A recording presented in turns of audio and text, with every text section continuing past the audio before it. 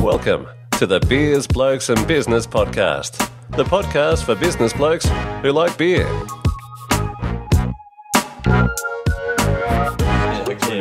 Come on. I need banter. We have Legos around us. Yeah. All right, shut up, you blokes. Here we are on location this week for a very special episode. We're in a man cave, so if you hear a bit of noise outside, that's why. I'm here with a few blokes and a very special guest. So first of all, have to introduce the beer, and I've brought this one in today, and it is Carlton Draft. So as every young Australian these days gets red-blooded Australian male gets brought up, Carlton Draft on tap is the way to go. So we thought we'd, considering we've got our guest today, First guest on the Beers, Blokes and Business podcast. So and we like to bring them from somewhere far, don't we? Exactly. So first of all, I just want to introduce the blokes. Now we've got the beer. You would have all had a Carlton Draft, so we'll go around the makeshift circle of Barrel of Trust, which is made out of a specific material, which we'll get into. But first of all, introduce the blokes. Steve Sammartino. Hello, Sean. How are you? Thanks for having us out here in the man cave. No problem at all. Scott Kilmartin. G'day, boys. And I'm going to get his name wrong to begin with because I don't know how to say this. It's Raul. And how do you say his second name? Raul Oaida. I'm not Raul. Oaida. Yeah. Okay. And Raul, you might know. I think it was episode 3. We talked about samp and project management, and we are here in what has been affectionately termed the samp cave, where we're putting together the last pieces of the puzzle, which is the Lego car. And so when this podcast, we're recording this on November 22nd, and this podcast, have I got the date right? 24th, there you go. That's how much I'm keeping up to date with the dates. This one will go out when we've launched the samp car. So Steve is furiously checking his phone for his notes and can't find them. Oh, they're here. You've lived the project. You don't need notes. You don't need the notes. I know. This one's going to be specifically around samp. We did talk a little bit about it. I've reminded people what samp stands for. No, that's your go right now. So give us samp to begin with. Samp is the super awesome micro project, and I gave it a long name because it has proved to be effective in making people remember it, because I think that people remember really long things and really short things, and given that all really short good words on the internet are already gone, I had to think of a long one. But the name's not true anymore. It's not a micro project. It's become a macro project. Like everyone says that whenever we talk about it now online. Everyone says, I'm not seeing the micro in this project. Yeah, so we did speak about it in Ep 3 and gave a bit of an introduction to Raul, and he has been the leading downloader in Romania. So hopefully this podcast will blow up in Romania after this episode, but unfortunately our whole Romanian market is in this... Number one fan from Romania. Right. Yeah. Leading legal downloader, of course. Yeah, exactly. So what I want to do is sort of take through a little bit of the story, interview Raul a little bit about the car, how you guys came into contact, how you guys come up with this as an idea. First of all, you told a little bit of the story about how this kid pretty much pinged you via Skype and said, give us the line. How did you get in touch with Steve, Raul? Well, actually, it was via new law for the internet, astronauts talking via social media. So I was searching for someone to pay for my wacky projects, and one of the candidates was Esther Dyson, which is a venture capital as well as an astronaut. So I was trying to get her email address, and I noticed that she connected with Steve online, and that's how I first found him. And I actually sent him a Skype request saying, "Hi, I'm building a spaceship." Building a spaceship. I clicked accept, because if you ever get a Skype request that says, "Hi, I'm building a spaceship," there's one job, and that is click accept. Because you don't get that very often. You get, "Hi, we met at the whatever function," but someone saying, "Hi, I'm building a spaceship," I'm like, yo. So one of the questions I wanted to ask Raul is, how many people, like it's almost a story of persistence, did you hit up until you found this sucker? Until you found Steve. How many people did you hit up with that pitch to say, I'm building a spaceship? So if you don't know, we've put the links in the show notes previously of the Lego spaceship that you put into space, obviously. How many people did you have to hit up until you found Steve? Hundreds, and sometimes... Hundreds, it was really hundreds. So he wasn't the first person on your list, is that what you're saying? No. He's well down the totem pole. But the smartest Of course. Might not be the first. And some of them actually a couple of times, so I was really pushy. So we've talked about this previously. What kept you going? Why didn't you just say, "Oh, no one's going to listen to me"? How old were you at the time? I think I was 16, 17, something like that. So you're a 16, 17-year-old teenager in Romania with the computer and access to Skype, and you were just hitting up people to say, "Help me with my crazy Lego projects." Yeah. What kept Rocket you? projects at that point, not Lego. Yeah. Rocket projects. We've pivoted. So what kept you going? Like normally a 16, 17-year-old would stop or Chase girls. Yeah, get a exactly. girlfriend. It's kind of strange. It's just the way I am. I mean, I wouldn't be able to do something else. It just is. So you either are like this or you're not. So You're a hardwired stalker. Is that what you're saying? Exactly. Number one stalker. So tell them what you told me about the other day, that you stalked some people so many times. That they've said that they will block me because I'm harassing them and other things like that. And they were like some really high people in Silicon Valley. So You're not going to die wondering though, which is great. yeah. And that's the thing. I mean, it's a good story of persistence, and Massive. anyone who's trying to get into sales, that it's the amount of doors you have to knock on. So, Yeah. so from your point of view, this. Well, it's interesting because I thought, here I am writing thought-leading blog posts. He thinks I'm a man about town, and really he's only using me to get to some other people that I've met at conferences. So it's kind of an interesting thing. But yeah, in a way, actually, I mean, we've spoken about this before. Is that very often we aim, when we want to connect with someone to get things done, we always aim for the famous guy or the guy with the really large checkbook. And I think that there's something interesting in people out there who want to do cool projects, who might not be the richest or most successful person that you can think of, but somewhere where there's a benefit for both parties because you're both aspiring and you're both graduating up to different levels. One might be good at marketing and finance, the other one at technology. And I think there was something in that. I mean, even though I'm more established than Raul, there was something in that I'm not some Silicon Valley darling or uber successful entrepreneur. And so there's something in it for both parties. All too often, I think that when people chase up someone to help them with the project, they're shooting up too high. You're going to end up with a lot of doors in your face. And it's not too dissimilar from when you learn. You've got to graduate up. After grade 5 comes grade 6. And I think that if you can... And it was, I think, fortuitous more than anything. But there's actually a really big lesson in that, in who to connect and do projects with. I think we saw a little bit of that with Robert Scoble and Shailene Israel and Brian Solis out here in Melbourne, and there was a networking event afterwards. That's right. And so many people were flocking to Scobleizer and Brian Solis and pitching, in pitch mode. Oh, I've got this idea, and it's like they would be getting pitched all the time. Like I see the same thing in the sports space. Everyone who's got a new product, they want to pitch it to the big sports clubs, think, if I get that as a big brand name, I tick that off, everything else will flow.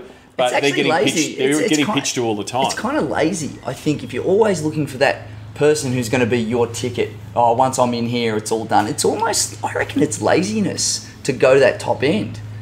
I think you got lucky. I think, honestly, I think that the lesson now in coming in is that it doesn't have to be that top end guy to get the lessons. Yeah, it's true, but people who are not top end are harder to find. That's true. Good point. They are harder to find. But it was your blog that made you visible as well. Sure, it was the connection with Esther Dyson online, but then a little bit of back homework on Raul's part. Find your We blog. said that. It was funny because what he sent through, the project that he wanted to, after Esther said no to him, she replied to his email, I think, but after she said no, the next day he's on Skype. I literally turn on my computer, and when we talk about internet stalking, this is what Raul does, and I know you're in the room, but it's fine.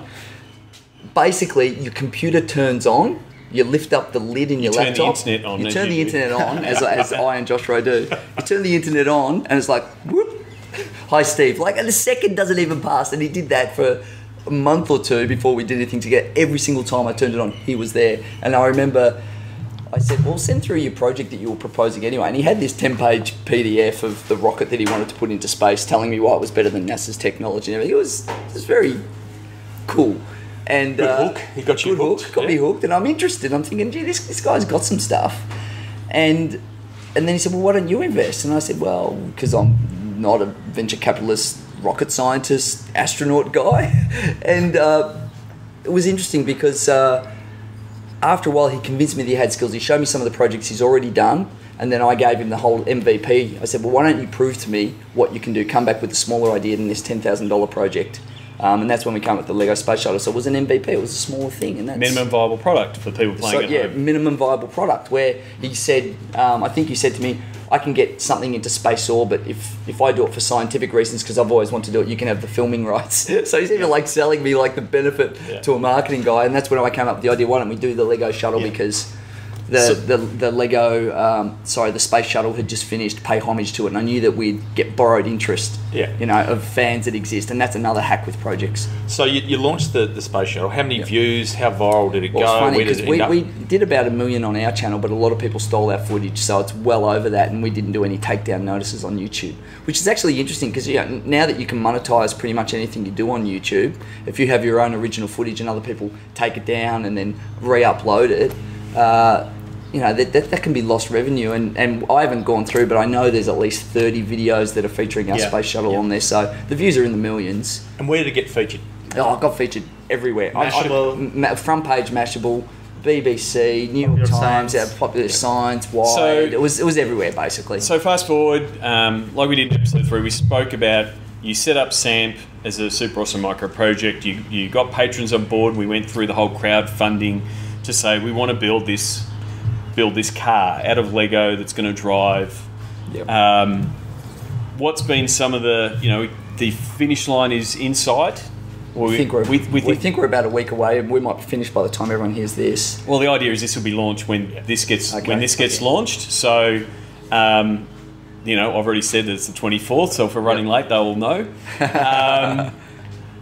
Tell us a little bit about some of the things you've learned running a project from Australia to Romania. Wow. with 40 investors, effectively, if you want to call them that. Stakeholders, and we spoke about stakeholders. You're not an investor if you're not going to get a financial return. I've got news for you. So what have been some of the key lessons out of that? Well, I think managing virtual projects online is a lot easier than managing physical projects. I mean, that's just a reality. You can see the work, you can get an exact direct digital copy sent to you. What the other person sees, you see, you can share it. When it's a physical product, and we would have Skype chats every night. I'm going to say it's not every night, but let's just assume for the sake of it, it's every other night, where we would be using the Skype camera to look at things, to discuss the design and the pattern and how things are working, tools we need. And you know what? It's really, really hard. It's way harder than doing any virtual project online. Doing a physical product online where you don't even have really a spec. It's not like I'm saying, go and make this vacuum, here's the spec and here's the sample one, match that like you might do in a factory in China. This is incredibly complex because we're building something that's never been built before. We don't know the design, we're working out as we do it. It has to be functional, and we're trying to communicate with each other and stay within budget and get it done. And Raul's trying to convince me this is the way we do it, and I'm looking on Scott. Hardest thing I've ever done. Yep. Hardest project I've ever done by a million miles. So without Skype, so let's go back 10, 15 years. Project doesn't happen. Well, he doesn't find me without Skype. Yep. Project doesn't happen. Without blogging, you don't find me. Without LinkedIn, you don't know I'm linked to Eston Dyson. Without Twitter, he hasn't tweeted me and seen that I'm into startup stuff. So all of these tools, Google, Skype, Twitter, all of that, blogging, WordPress, none of this happens. And if we go back 20 years before that, he's not even allowed to talk to me because he's in a communist state. Well, he wasn't born, but let's say he was. So let's say he's in a communist state and we're not even allowed to be friends. He has to be a gymnast and get 10 out of 10. So Raul, what was it like for you starting to be connected with, first of all, a guy like Steve, but then as a byproduct of running the crowdfunding, and you've now got 40 people that are cheering you on. Can you give us a bit of a description of what your conditions were like in what the Samp Cave Romanian edition was, and what it was like having that support back in Australia?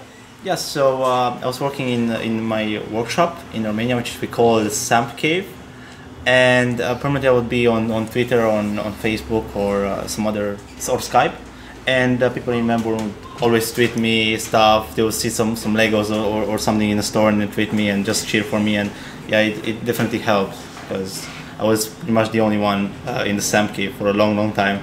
But why don't you tell us the truth, the things that you've told me about how it felt in there, and tell us the truth. Yeah, it's just probably not the best way we could have gone about doing the project, like just me working on the car, and it's just after a year or so, it just got very, very dark and very lonely and weird, to be honest.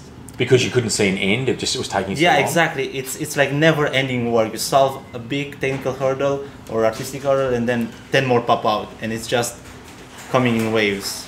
So what kept you going? We have to get it done. Yeah. Failure is not an option. And what's it like being managed by someone twice your age? So, an old bloke. Be honest. Say this is all about honesty. Me and Steve, we always connect on a deeper level, so we never had issues with anything on a project. Like even when it came to design, and there was something he wouldn't like or so, and he would say to me, I wouldn't be upset at all because I was there, I could see it's shit, and I wanted to change it as well. So It's okay to swear, but that's as far as you're allowed to go. all right. Yeah. So how long did you spend building the car? 18 months. Okay, so 18 months. Before you mention what the car is again, just really quickly, I think everyone who's listening But to this knows. But there'll be the video will be in the links to the video will be in the show notes, and we want you obviously to be sharing that on Yes, every single okay. network But I you've was got. gonna describe what it was. Describe what okay, it was. it's a full-size car made out of Lego. The engine is made out of Lego, and it drives at speed. With Formula One tyres. And it's it's kind of like a hot rod Formula One kind of. No, I'm not going to say Formula One. It's a hot rod. It's kind of based Yeah. on a hot rod. Exposed engine and everything. Exposed engine. It's pretty. It might just be the greatest thing that's ever happened to the world. If Tim without Allen talking from about- Home Improvement wanted to build a car out of Lego, this would be the car that he'd Kind build. of. That's a Yeah. nice way to look at it. So, Raul, you've designed the car? Yep. And what did you base your design on? Absolutely nothing. It's not even based like a concept car. It's just pure build from scratch. So there's nothing like it out there. How many hours a day were you working on it? It depends. My usual schedule is about 12 hours. Yep. And how many But days a week were you working 7 days a week, 7 out of 7. No breaks, no nothing, no vacations, no. You went to Bucharest for 2 days. Yeah, remember? yeah, okay. Sounds- Slave driver. do we need to put in the whip crack No, noise? I there? know. What I did was I was like, for God's sake, you've got to get out of that cave. I'm sending you some money. Go So- away for a weekend. And that doesn't make, that's a ridiculous amount of time. Yeah. Now you've been in Australia nearly a week. 2 weeks. Yep. 2 weeks or so now. A week and a half. Week and a half. See, okay. Do you find that, I guess, having a little bit of balance to your life in Yeah, meeting other it's people great. and getting It's out great, there, has it helped get this finish line work done? Like you're more in and at it when you're at it now? Yeah, and it's kind of strange because I was expecting, I'm gonna leave the cave and come here and work on the car, and it's going to be different, but somehow it's the same yet a bit better. So I remember because the first day Raul was working, because we had a couple of days getting it out of customs, and by the way, if you ever want to ship anything complex from overseas, just remember customs will invent fees that you just didn't know existed. Oh, you've got a left foot. Yeah, well, that's $700. Anyway, so when we finally got it out of customs, it was Friday. It was late Friday night. We're unpacking it in the dark on a Friday. It's crazy stuff. And I said to Raul, okay, so Monday. He said, what are you talking about Monday? I'm coming tomorrow. And then I brought him here, and it was interesting, but he was like, I got a text saying I'm a bit depressed. And there's that whole reality that, when you're aiming for, I'll be happy when this thing happens or when I finally get there, there's an interesting lesson in that, in that the toil kind of continues. And I felt really sad for you then. And I was like, I know how you felt, because I kind of thought I will roll it off and it'll be like, yeah, everything's done. But it's actually when you're really close to the finish line, that's when you need the real tenacity to make sure you finish your project well and don't cut corners and do all that stuff, because it's so tempting, isn't it? you forgot to mention that the car got damaged during. Oh yeah, shipping, the car so- got significantly damaged. Well, it was funny because we did speak about that before we shipped it. Yeah. And Raul and I were like, well, it's Lego. We just snap the pieces back together, right? That's kind of what you think, but it's not. You open it up and it's worse than you think. And not only do you snap them back together, like the pieces are warped because it's going across the equator and it's in aeroplanes and freezing and heating up, and so it's worse than you think. And it was pretty depressing when we Yeah, opened it, yeah. wasn't it? How nervous were you before you opened it? Before we cracked the box? Well, Because it would have been just I- like a giant Lego box in Christmas. You shake it enough. Yeah, It was exactly. kind of like that. well, I built it once, so I knew that I could fix anything that would be Yeah. broken on it. So Yeah, and we knew that the parts that really mattered were robust enough not to worry us too much. So, I'll just give people a little bit more of a background. So, you started this project at around 17, Yeah, 18. Now you're 20. You didn't go to university, so you're Nope. self-taught. Yep. So, and from a financial standpoint, you weren't making any money out of this, were you? No, zero. Weren't. So Still isn't. It's a big. So you've taken this big leap of faith. Hopefully that this thing will be fantastic, and that people are going to see it, and you'll get this exposure, and then you might. What would you like to do afterwards? Have you got anything in mind? Would you want to go to MIT? Do you want to go and do a startup in Silicon Valley? Actually, the startup is the number one option on our list. Both me and Steve, I think we make a great team. And right after Samp, we're going to do a financing round for a startup. Fantastic. So that's well, cool. You heard it here first. There'll be So options. I know, joking. No, I know. We've got a few. I mean, Raul's got a few ideas. So you did talk about customs there and costs. Do you want to talk about, and I guess open up the books a little bit about how have you gone budgeting, getting it all done, where it's at? Yeah, Take a deep breath. Take a deep breath.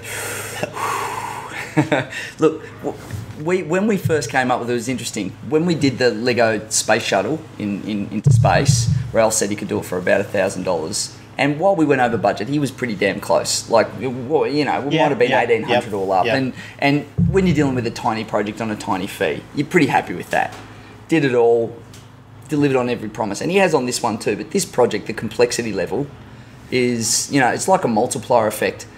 When we came up with the concept, Raul said, I said, how long do you think to build it? And he said, look, 3 months. I said, how much money? He said, at first, the first guy called, you said $3,000. Then after that, you went, nah, 10. And I said, all right, let's double it. Because here I am thinking, I'm financial stewardship here, we'll double this, because if he says 10, it'll be 20. Mate, but I reckon on really crazy one-off projects, things that have never been done before, you got to 10-fold it or 100-fold it. I really, truly believe that. If you're starting a 3D printing startup or web of things, you're doing something crazy new, you got to 10-fold it or 100-fold it on your cost and, 10 times it on your timeline. So many unknowns. But I think that it's almost like nature and the human spirit getting in the way of reality, because if we knew the truth with these projects, we'd all still be living in caves. It's almost like we need to be thankful that humans are stupid enough to do projects that take 10 times as long and cost 10 times as much, or we'd never really invent anything. So in that instance, it's almost been like a anthropological learning for me on what these projects are all about.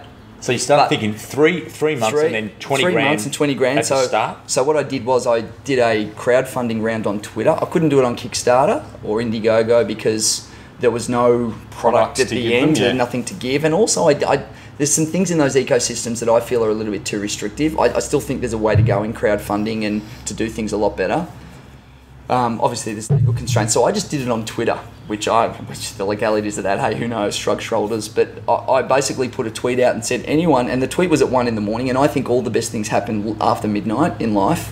So I put a tweet out, it was actually 12:17. I'll put in the show notes the link to it. And it said, anyone who wants to invest in a world first startup, $500 to $1,000, need about 20 people, tweet me. And in, I think it was a week and a half, 2 weeks, I raised the money. And we got 40 people, $500 each, raised 20 grand. 3 of which, or 2 of which are, well, all the people on this podcast are involved in it, which is terrific.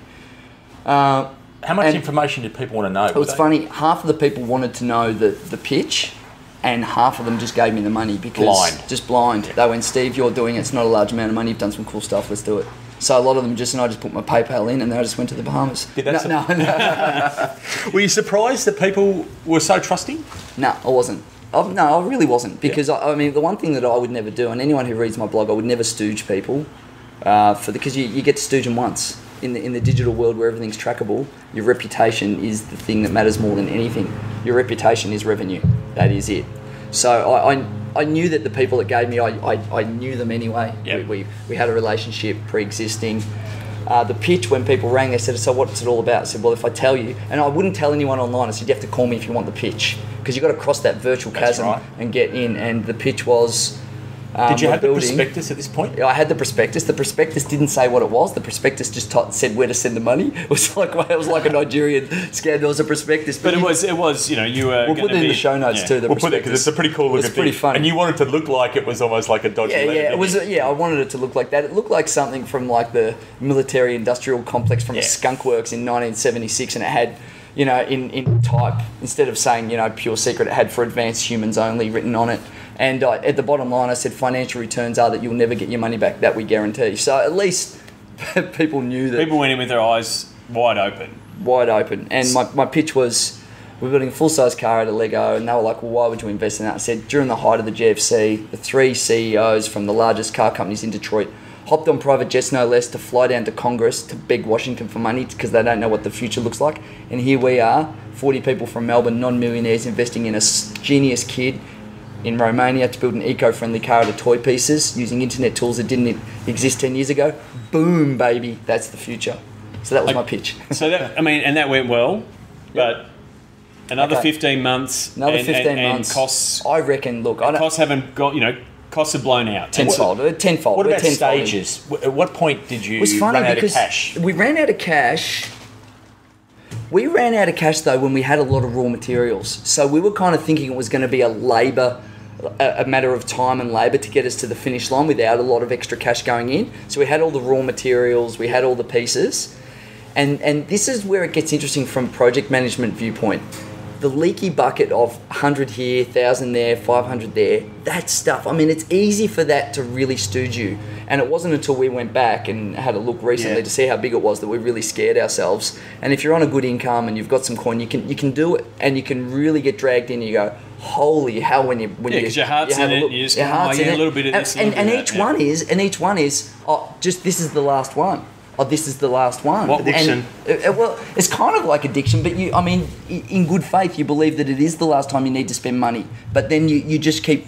It's like dribble. It's like death by a thousand cuts. And to a certain degree, you've got a guy here who we've shown is absolutely driven towards a finish line, right? And even just before we started recording, he says, "I just need something. It's not ridiculously expensive, Steve." And he didn't know what the price was. True. Like, because you're so laser focused on the end goal. Yeah. I mean. Yeah, I said that. He said, we need this. And I said, do we really need it? Hiring the tanks. Hiring the tanks. And he said, it's not ridiculously expensive. I said, how much is it? He said, I don't know. So, I said, well, how can you tell me if it's ridiculous or not? Just to pull one number out, how much money, just Lego bricks alone, how much have you paid Lego? About 60k worth of Legos. $60,000 worth of Legos. Wow. Did you hear that, Lego? Yeah, so if Lego want to help with the Lego bill, we'll have a link in the show notes where you can send the money. You can send donations. Which does lead to, obviously everyone's put in, we're all enjoying, from a patron's point of view, if I'm talking from Scott. Don't say the journey. No, we're all enjoying being part of the project. It's a cool thing. Yeah, it's actually a personal branding thing that we can all leverage. We're all really well connected with it, but obviously there's now we want to get some money back. Actually, I mean, that's the thing for me, where I sit, and I've put in, because I was the guy that brought it up, and if I'm going to bring it out and get you to invest your money, it's my job to bring it home. So all of the excess money has come out of my personal pocket, which, look, there's going to be financial benefits for me and Raul. We've got no doubt about that, because the thing is amazing, right? And we've got no doubt that offers will come to us, and I mean, we've even got an asset here that, could be rented out, sold, done whatever. So we have discussed different ways that we will raise money post launch. Yeah, absolutely. And, when you were in that, the bills are getting up, got another Lego bill, we're like, how do we get it? We did discuss having a second raising with the patrons and say, hey, can we all put in some more? Which again, as a patron, I think most would say, yep, no worries. We did discuss doing things like Kickstarter for launches and things like that. What's your gut feel at the minute? Look, my gut feel at the minute is it's almost like we've got to set the beast free, and then the answers will become evident. And that's actually interesting with a lot of projects, is that leap in the net will appear. It is a leap in the net will appear. You've kind of got to get it finished. The problem is that the bills, and this is what they call the cash trap, and this is how you can go broke while you're still making a profit in a company, in that the product you've got is amazing and you've sold it, but the bills fall before the revenue arrives. And that's where we are here. I've got no doubt that the revenue will exceed the costs, but it's the timing. There's no bridge, and it's the timing issue, and that's usually where you get caught up on projects, is the timing between the revenue and the expenses. It's not that there won't be more upside in the revenue. And if there's delays, which there most always is with first and unknown projects, there's going to be delays, and that bridge can kill you. Absolutely. Yep. So, obviously, as we said before, the video will be in the show notes. And there'll be links to superawesomeMicroproject.com, and we haven't finalised, exactly how it's going to be launched from a digital point of view. But one of the key things is we are going to be really hot on the YouTube video and monetising that, and making sure everyone shares it. I mean, one of the examples I've been sharing, you probably would have seen the kid at the Boston Celtics game dancing to Bon Jovi's "Living on a Prayer," and that's gone so viral in the last 2 weeks that "Living on a Prayer" has re-entered the top 100 in the US charts. It's amazing, that, isn't it? Where something can get back into the charts now in a digital. I remember Rage Against the Machine did that to Kill Some Christmas Song, where there was a Facebook page to get Rage Against the Machine. It used to be TV commercials, didn't it? A TV commercial would use a song and it would bounce back in. Yeah. But we're not talking about Coles here.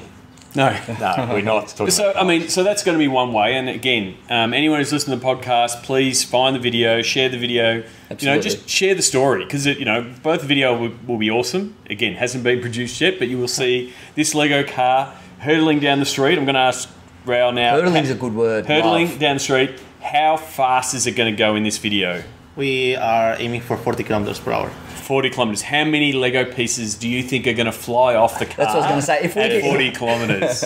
I reckon we're going to lose about half the car after the run. So it'll be like Fred Flintstone at the bottom. You just put your feet out and pedal like crazy. The whole car is a crumple zone. How fast, for the viewers at home, how fast have you tested it at? The last test in Romania. About 25 so far. So, okay, 25. this test. So explain this test because getting this car to Australia, how did you get this car and where was this test that you performed of the car itself? Like where did you drive it? How did you... Yeah, well, the old alley at the back of my house, so that's where I test drove it. And was that legal? Absolutely illegal. We'll be doing it in a legal location too, Raul, do you have a driver's license? No. In any country? No. All for the efforts of science. That's it. Yeah. That's it. It's for the pursuit of humanity. And to give some people some more concept of it, so to get it on a truck, it had to be, you put it in a big box. Huge, in a box so big it could be a garage. So. And was it liftable? I mean, was it a forklift? How did it get in the car? Yeah, actually had to get some more illegal stuff done with the forklift and get it. Every time you say illegal, mean legal. Yes. That's just a translation. Yeah. That means cultural legal. It's differences. It's a cultural Bad English. disparity. We'll just go with that. Language barrier. Yeah. So we had to find a forklift and just load it up. It was a huge container, and where it was sitting in my backyard, it was very hard to access. So it was quite a challenge to get it. So. And some of the challenges around shipping it, like. Yeah. Well, incredibly difficult. One of the patrons, Scott, who's here today, was going to be in his workshop in Fitzroy. And I remember having a call, and this is the logistics that comes with startups, and especially now that we're really starting to move into an era where people are making a lot more stuff now, and not just web-based startups. Makers, the maker revolution. So I got a phone call from the shipping agent who was the receiver in Australia saying, that delivery address you've given me, I'm on Google Maps right now looking at Street View. Again, another piece of technology that didn't exist.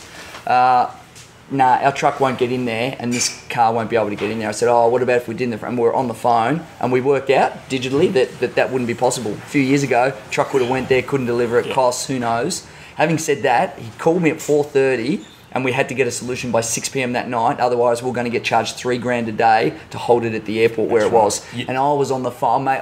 You called me. I sent you a text going, I'm driving. You're like, pull over. Yeah, that's right. I was like, pull over right now. Yeah. Oh my God. And then I was like, who? And I just went through the patron list. And this is classic. If you're working with people on a startup, you've got investors. People all too often, they just live in a silo. You've got to go, all right, who have I got? Who can I call up? Who's in the list? And I went, Chris, he's got a big shed. Can we get it there? Can we get in the driveway? Good. And then I'm on the phone to Chris. Will his wife go for it? Couldn't get through to him. I'm calling his wife. I need his phone number. He's like, he has it on silent. He doesn't answer it. Not good enough. Call reception. Get them to walk up to his desk. Like, you've got to really think it through in that whole physical sense. And then he was like, he got through to me. I'm like, Samp car, your house. He's like, yeah, no worries. I'm like, call the guy back. It's like 5:54. I'm like calling him back. We've got an address done. They called the shipping. Oh my God. Yeah. I feel, mate, my blood pressure has just gone up thinking about it again. So, we'll wrap this one up. But you've got how long have you got to go? How much runway till you do the taping and we're getting ready to launch? What's your current plans? Time-wise? Yeah, about a week. About a week? Yep. What are the key things you've got to solve in the next week? Just fixing the stuff that got damaged during shipping. All right, so it's fixing pieces like doors and seats and stuff that fell apart. The air tanks? Yeah, you want to tell us about the problem with the air tanks? Another international thing with the air tanks. So we bought the air tanks that we use for the car from the United States and then imported them into Europe and then had European valves mounted on them, and then we got them to Australia, so pretty much nothing was fitting, nothing. So they're carbon fibre, so they're extra light, Yeah. and they've got these European valves that you can't use in Australia, so what's on them? Yeah. So They can't legally fill them because they haven't got a certain kind of valve inside them, have they? Yeah, just different regulations. And they can't even verify them, so hydrotest them, because again they don't have the type of valves that you see here. So It's interesting because we have this problem in digital with things working cross-platform. It's not as much of an issue, and in fact the technology industry's done incredibly well to make things work cross-platform and import and export. But in the physical world, that's still very much differences across nation states in terms of how things fit and work and regulations. So that's another impending challenge on the whole maker movement as well, because it's complex. Couple of just random things we've kind of touched on that might be worth getting, again, a bit more background. Have we had any help from Lego? Have Lego sponsored this, donated anything? Look, they have been, I would say, helpful to this stage. One of the things that we did do, and given that it was about patrons and about people showing what's possible, that's what this project, it is a Lego project, but actually what isn't about Lego. It's about what technology allows in today's world, and it's about connection from people from lands afar. And so Lego, we didn't ever go to them and ask them to sponsor it. Mind you, as far as I understand and communications we've had from Lego, if they said yes to every other crazy project that they get, they'd be out of business. But they have helped us with cost prices on materials, and they've helped us with quick shipping on stuff when we thought we had deadlines, and obviously the quick shipping didn't matter so much, and they've even put their hand up where we're talking to them at the moment about helping us with our final bill, which is looking positive. I'm a touch wood. But they seem to be, now that they've seen some visuals, they're like, oh my God. So they clearly, afterwards, the exposure is going to be be great for them, and you might expect some after love. No doubt. And it's good timing, pre-Christmas, eh? We said that in the note that we send them to. By the way, our timing is good. And the launch. You want to have a wow launch, have everyone going to one place. What's the loose plan right now? The loose plan is, I've got this theory now that there's two different types of launches. There's a launch when you've got something that's just normal, and then there's a serious, like, hardcore amazing launch. When you've got a serious hardcore amazing launch where there's a whole lot of amazing things that go into it, I call it the hourglass strategy, where all the inputs are wide and you should put all that energy into one place, because that forces all of the media organisations to point to that one place, which will be a YouTube video. And so we haven't got that. We haven't set up that one place yet. So we're still doing that now. So that will be in the show notes. It'll be tweeted by all of us in this thing. But there'll be just one YouTube video. Is the launch will just be one YouTube video, and all of us pointing to that, and then that forces the Mashables, the Wired, the BBC, everyone to point to that. It puts all the energy into that, and then after that, it comes out of the hourglass, and there's other things that come out the other end. So I think, in a digital world where you've got amazing products, a whole lot of amazing inputs, all the energy into one thin location, everyone has to point to it, and then a whole lot of things, smash out of it or really flow out large. So that's kind of, that's a proprietary Sammartino method called the hourglass strategy. Well, and the other one is, what do you think's going to happen afterwards? Just throw some things out there about where you think it's going to go. I think what will happen is a lot of people will knock on Raul's door, and he'll just leave me and say, "Thanks a lot, Sammartino." Look, I'd be surprised if we didn't get a few offers to ask to do projects. You know what? One thing that will happen for sure, people will want us to do other Lego projects for them, and we're not interested in that. We're done. It's like this is really just to show what the capabilities, but.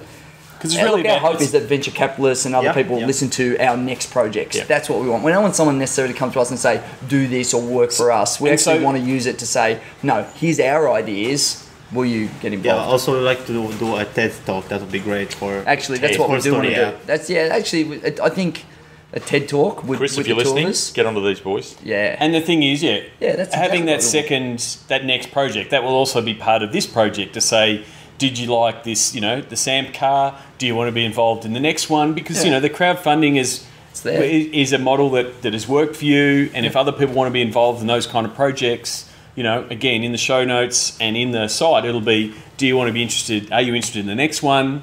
Sign up here and, you'll get insider access. So that'll be some part of it. And, as a patron, I'm going to say I've enjoyed the journey, Scott. The journey. Yeah. Oh, I get so sick of people talking about the but journey. you know what? It's annoying when there's a really good word that works and makes sense, and it gets ruined. So, thank you very much, Raul, for being our very first guest. You never on your Twitter handle, mate. So my Twitter handle is at Raul Oaida, which is spelled Oaida. So. And definitely, you'll find it on. We'll definitely be tweeting it out as Beers Blokes Biz is the Twitter handle for the podcast. Thank you very much for building the car, making the trek down to Australia. Good luck in finishing it off. We look forward to seeing the video. Everyone will see the YouTube clip, and then there'll also be some massive launch party where everyone will celebrate with all the patrons. So, if you're listening to this video, as we've said, if you listen to this podcast. Please share the video with everybody, whether, and it's all generations. Everyone's played with Lego one time or another, and they'll all want to see this video. The one last thing, we haven't given the total cost of the project. If you go to the video, it'll be there at the end. Yeah, because we don't know what it is yet. There's more to come. Correct. All right, guys. It's a 10-bagger. Cheers. See ya. Cheers. Good work. Please leave a review on iTunes. Go to beersblokesbusiness.com/iTunes. Thanks for listening to the Beers, Blokes and Business podcast. Cheers.